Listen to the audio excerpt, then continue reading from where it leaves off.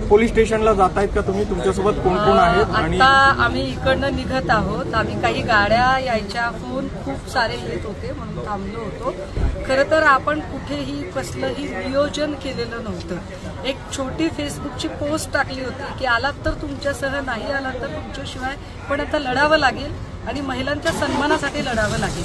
मला आनंद आहे की राज्यभरात तर त्याला चांगला प्रतिसाद मिळाला आणि संबंध राज्यातनं म्हणजे अहिल्यानगर असेल, नाशिक असेल, मुंबई असेल, पुणे असेल, कल्याण असेल, इकडे संभाजीनगर आहे किंवा धाराशिव आहे, लातूर आहे, बीड आहे, नांदेड आहे, परभणी, अशा सगळ्या, सोलापूर, अशा सगळ्या जिल्ह्यातनं लोक इथं पोहोचली आणि या इथली अनेक प्रकरणं गेली 4 दिवस जमा होत होती.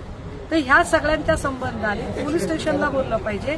माझ्या कामाची चौकट एवढीच आहे, मी पुढे सांगितलं पाहिजे. मला इथल्या काय म्हणता येईल की कुठल्याही कुरघोड्यांच्या राजकारणाशी काही घेणं देणं नाही.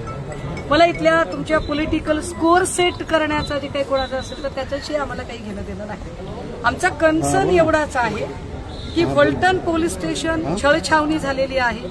फलटण पोलीस स्टेशन मधले अधिकारी नेमके कुणाच्या प्रभावाखाली असतात ते अशा पद्धतीने, म्हणजे एक खून होतो आणि 4 महिन्याच्यात आरोपी सुटतो आणि त्याचा साधा पोस्टमॉर्टम रिपोर्ट त्यांच्या नातेवाईकांना मिळत नाही. अशा एक ना अनेक अनगिनत घटना आहेत. त्या घटना मी बैजवार पुन्हा एकदा मांडेन तिकडे. पण ह्या सगळ्यांमध्ये संपदा मुंडे या एका प्रकरणाच्या निमित्ताने या सगळ्या केसेस निघालेल्या आहेत. आता या सगळ्या केसेसमध्ये संपदा मुंडेंच्या संबंधाने आम्ही उच्च न्यायालयाच्या देखरेखीखालची उच्चस्तरीय समिती, न्यायालयीन चौकशी समितीची आमची अपेक्षा आहे. एक अधिकारी आपण देखरेखीसाठी नेमाल तर तो चालणार नाही, कारण एका अधिकाऱ्याने एवढं मोठं गुढ आणि हा इतका सगळा राजकीय प्रभाव तोडून काढणे शक्य नाही. सो एक न्यायालयीन चौकशी समितीची अपेक्षा आहे. एक दुसरं असं 4 पानी जे पत्र आहे त्या पत्राला तो सगळ्यात मोठा कारवाईचा आधार व्हावा.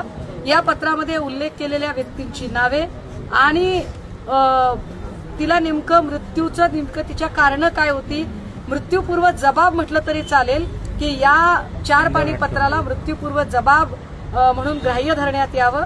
तिसरी महत्वाची गोष्ट, ज्या पद्धतीने तिच्या मृत्यूनंतरही एक छळवणूक करत तिच्या चारित्र्यावर शिंतोडे उडवण्याचा प्रयत्न केला गेला, हा अश्लाघ्य प्रयत्न थांबून जे काही आहे ते तात्काळ थांबवलं गेलं पाहिजे आणि ज्या संविधानिक पदावरच्या जबाबदार व्यक्तींनी हे केलेलं आहे त्यांना ताबडतोब पदावरून पायउतार सुद्धा करावं लागेल. राज्यातील महत्त्वाच्या आणि आपल्या भागातील ताज्या बातम्या पाहण्यासाठी आजच आमच्या विश्व 24 न्यूज चॅनलला यूट्यूबवर सबस्क्राईब करा आणि बेल आयकॉन प्रेस करा.